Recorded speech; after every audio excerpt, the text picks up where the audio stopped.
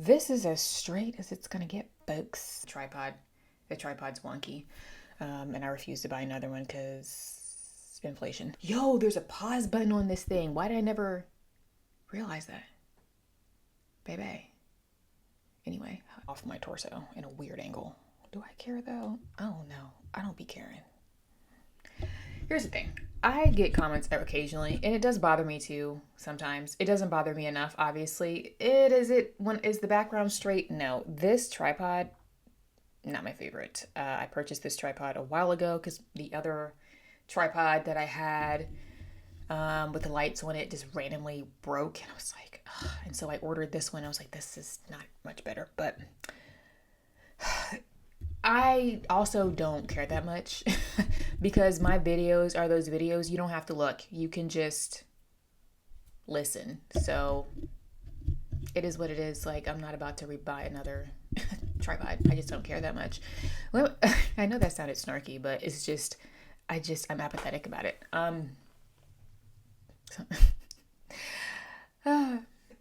I also don't care that much because my videos are those videos you don't have to look. You can just listen. So it is what it is. Like, I'm not about to buy another tripod. I just don't care that much.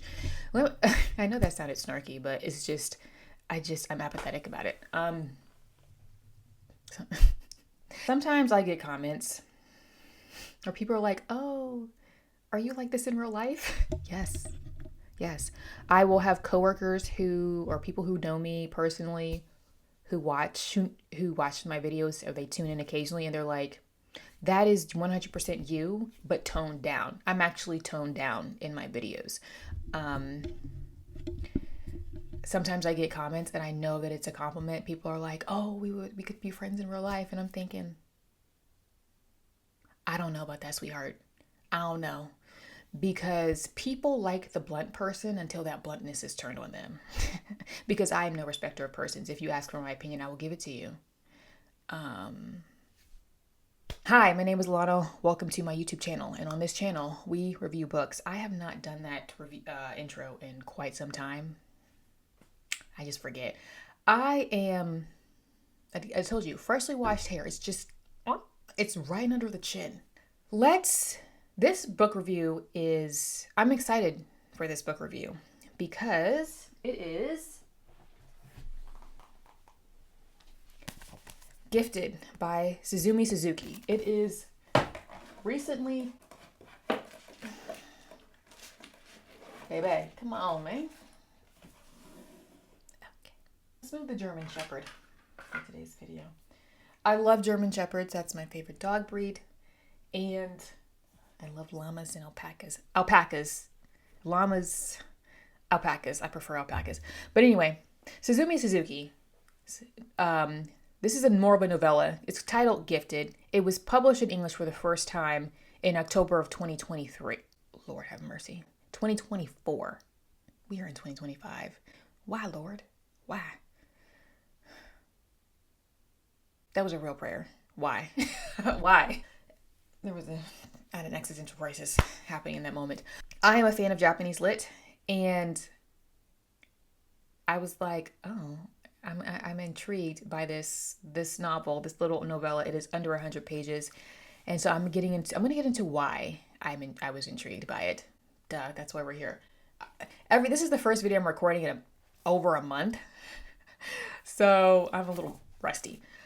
So Suzumi Suzuki actually worked in the adult entertainment industry, and she has since become a writer. And so she's drawing on her own personal experiences. And this main character and her mother were in the red light district. They lived right around or in the red light district in Tokyo. And so I was curious to see how this author would navigate that scene. So I took a risk. I'd never heard of this author, Nothing. So it's like, let me take a risk. I'm curious to see how this is going to go and if she's going to do it in typical Japanese fashion. And she did, which obviously people will be like, yeah, she's Japanese. But, you have the Murakamis of the world who, they're more Western for Japanese authors, right? So I was just curious to see how she would tackle this, and I took a risk. I'd never heard of the book, never heard of the author. There were barely any reviews on it. I saw a few reviews on Amazon, and those were kind of lackluster. And there was one review I saw, the author, the reader didn't care for it too much, but what she didn't like appealed to me, so I was like, let me get this book. What is happening? Okay. So, had it been her own skin that my mother wanted to burn? Or rather, was it that my skin, which had been created from her own body, was her skin too? So again, this is a novella. It's very short, under 100 pages, and it's really focusing on this complex and strained relationship between the unnamed narrator and her mother. Her mother, at the time of this story, is sick, as in she's been hospitalized. It's just really a matter of days or weeks before her mother passes away. And the narrator, again, lives in the red light district. She's a hostess. And she's going back and forth in the narrative between her life in the red light district and caring for her sick mother. And Suzuki is also highlighting how in this particular Japanese society, the marks on a body, what you do, was physically the body itself, often determines its worth. And I'm going to get into that a little bit more. I hope that made sense. So it's evident that the narrator from the opening page has compulsive habits. And it's a way to provide herself with a false sense of security. And that is one critique that I saw about this book from one of the few reviews that I came across right when this book was released. One of the readers didn't like how the author focused on these minute details and this routine of things, like how she washed her hands and how she locked and unlocked her door. But there's a reason why Suzuki included that in the narrative. It's all throughout the narrative. It is a false sense of security. Like I said, there is something comforting in compulsive habits, and you could argue that this unnamed narrator has a touch of OCD. In the interval between the creaking of the hinges and the turning of the pins in the old lock cylinder is too long or too short, there will be no sense of security. If I'm carrying something heavy, I have to set it down on the floor, or if I carelessly drop my keys, the rhythm breaks. No matter... That crow. I love crows. It is one of my dreams in life to befriend a crow or a raven, but they're very shy. How do I entice a crow? Also, my favorite color is black. How could it not feel kinship? I know black is not a color, it's a shade, but I want a crow to befriend me. No matter where I am, I'm right. No matter where I am, I feel no sense of reality. Not at the host club or in my mother's hospital room. There is an inconsistency between me and whatever scene I find myself. Not even the rooms where I live seem real to me, but so long as the sounds of the door and the key ring out, I can feel a small measure of security. When people have rituals like this, and they tend to put so much importance on these seemingly mundane tasks like opening the door and the sounds that it makes when it's locking and she has to unlock it or lock it a certain way. There's even a quote that I have later. I'm about to get into that now, but that's coming up right now. But these rituals are often stemming from a person who has very little control and agency in other parts of their life. And so they're using these routines and these compulsive habits to get control. And that can be acutely getting control. People can acutely develop compulsive habits during really stressful times, or, it can be a lifelong situation for them. When I take a shower, I'm like an automaton. I've been going through these motions for such a long time. I bet I could be in a pitch dark room or even have amnesia. No matter how distracted I was, I'd still execute them perfectly. So in this particular passage, she's in the shower and she's even describing like how she's washing this, why she's using this to do whatever. And she often in this book is describing cleansing her body, washing her hands. And that is because, and I'm going to get into that a little bit later, right at the end, there is this emphasis on the body and its worth. And so there is this, it's almost like she's reaching for a type of perfection elsewhere because her body is not perfect in a society where tattoos are frowned upon, etc. So again, I'll get into that a little bit later. I feel like I'm rambling. I need to warm up. Again, this is the first time I'm recording a video in over a month. So anyway, so memory is a theme that also is prevalent throughout this novella because the narrator in particular is recalling previous memories she's had with other young women that she's worked with, one of whom died. She offed herself. And she's also recalling various events that she's had as a hostess, some of them not so savory, but the author does not go into gruesome detail, which I like. It's not necessary in this type of narrative. She's also, of course, thinking about her mother and how her mother has treated her. So memory plays a massive role because basically she's just reflecting a lot. It's a lot of reflection in this narrative. It's very, I guess you could say, retrospective and introspective at the same time. What remains is only a vague recollection of half the day, and I spend the other half making memories that will soon vanish. Whether delusions or hallucinations, hazy, dreamlike memories do sometimes rear their heads, and I'm always a bit concerned when things I only wish were illusions turn out to be all too real. I'm not sure if it's simple revisionist memory at this point, or if it was something to do, or if it was something to do with the time and place, or if that's how it really looks from the customer's perspective. So we know early on, like I said in the synopsis at the beginning, her mother is very ill and she is dying in hospital. The narrator is taking care of her mother in the last days. She even attempted to bring her mother into her small apartment for a couple of days. Her health really declined. That's what I was trying to say. Her health further declined very rapidly when she put her mother in her apartment. So she very swiftly got admitted into hospital. And so she still, though, despite how her mother treated her growing up, diligently visits her mother in the hospital. And while she's taking care of her mother, visiting her mother, dealing with nurses and doctors, she is attempting to reconcile her mother now with how her mother treated her. So she will often reflect in this narrative about how beautiful her mother was growing up and how gorgeous her skin was, how beautiful her hair was. She was very desired by men. Her mother used to sing in a club, amongst other things. Her mother also wrote poetry, but her mother wasn't the nicest to her. But now she sees her mother in this dwindled state. She is a literal skeleton of what she used to be. Literal skin and bones. The beautiful long luster hair is gone. The beautiful smooth creamy skin is gone. And her mother is she's literally a skeleton who's going to pass away at any moment. And so she's trying to reconcile these images with her memory and how she was treated.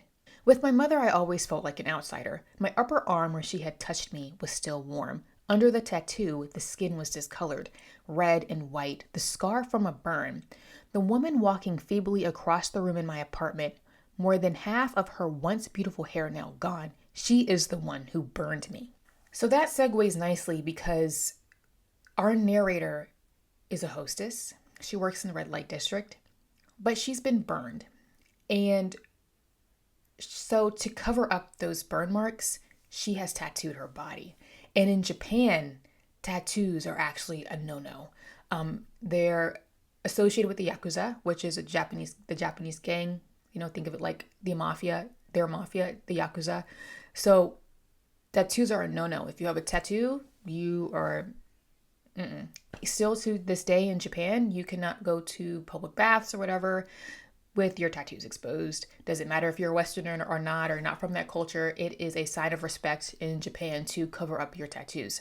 And you can even buy sleeves in Japan to cover up your tattoos. Not only that, let's say you don't have tattoos, but let's say that I was not in Tokyo. In Tokyo, this shirt would be fine. Or another major city. But if you were to go to rural Japan, it would be a sign of respect for me to cover up my arms in rural Japan. So this is the type of culture that this narrator in this author is highlighting. So not only that, she's burned, so she has what's considered a defect on her skin. on her body, but she's tattooed to cover up those burns. But since that, she's decided to get more tattoos. She just wants to be tattooed. So not only that, she's also a sex worker. So Suzuki does not go into the gory details, but she does paint this picture around the narrator about how these marks in her body, not only that within the context of her work, have impacted her own bodily control, and her perceived worth in this particular society. And I think that fans of Mieko Kawakami's Breast and Eggs, which was a 5-star read for me back in 2023. Yes, I read it early 2023.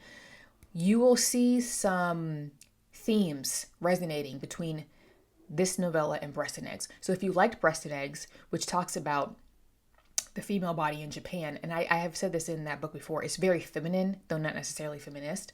It's just from the female perspective, especially in Japanese, from the Japanese perspective. You will probably get on with this novel.